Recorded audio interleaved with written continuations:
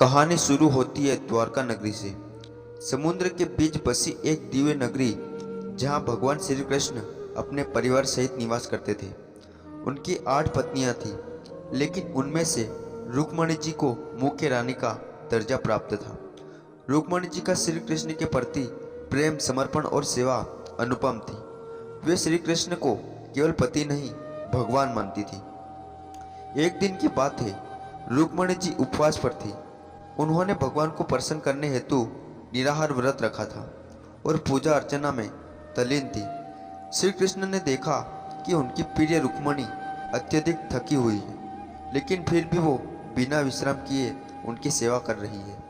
श्री कृष्ण बोले, प्रिय, तुम आज विश्राम करो, मैं आज तुम्हारे लिए सवाई रसोई में भोजन बनाऊंगा। रुक्मणी जी शक पका गई। उन्होंने कहा, नाथ, यह कैसे स्वीकार कर सकती हूँ कि आप कैसे प्रभु सवाई रसोई में जाए।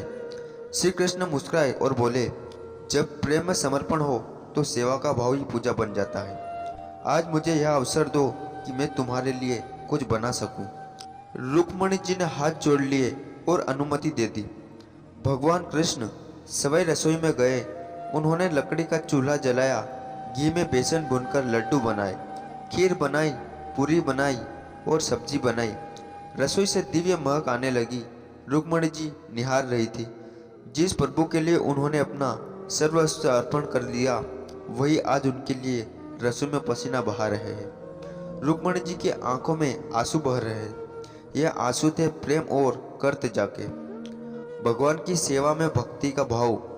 भगवान श्री कृष्ण भोजन की थाली सजाकर रुक्मणी जी के पास लाए और कहा, आज तुम उपवास तोड़ो, मेरे हाथों का बना हुआ प्रसाद ग्रहण करो। रुक्मणी जी बोले, प्रभु, आज मेरा जीवन धन्य हो गया।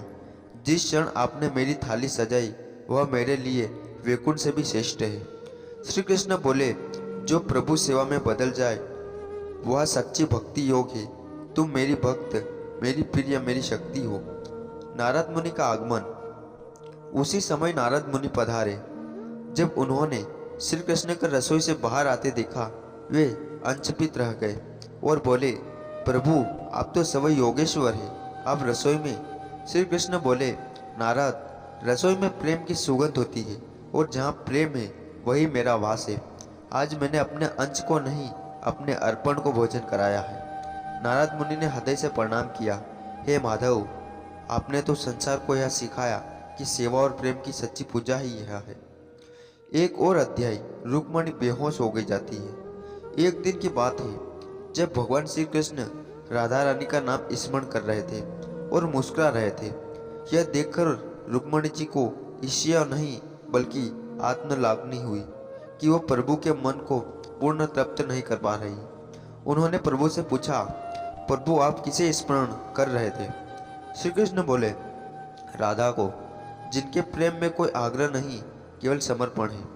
यह सुनते ही रुक्मणी जी बेहोश हो गई। श्री कृष्ण दौड़े, उनका सिर अपनी गोद में रखा और बोले, प्रिय, तुम भी राधा जैसी हो। राधा प्रेम की प्रकाष्ठा है और तुम सेवा की मूर्ति। तुम दोनों मेरी आत्मा हो। भक्ति का अंतिम स्वरूप सब कुछ समर्पण। यह कथा केवल भगवान श्री कृष्ण की रसोई बनाने की नहीं, एक गृहस्थ जीवन में प्रेम, सेवा, त्याग और भक्ति की महानता को दर्शाती है। श्री कृष्ण ने यह सिद्ध किया है, भगवान वही है जो अपने भक्तों के लिए झुकते हैं। प्रेम वही है जिसमें स्वार्थ नहीं, सेवा हो। जीवन वही है जिसमें त्याग और समर्पण हो। तो दोस्तों, आज की कहानी पर से समाप्त करते। आपको कैसे लगी कमेंट करके जरूर बताना, और चैनल पर नए हो तो प्लीज़ चैनल को सब्सक्राइब जरूर करना।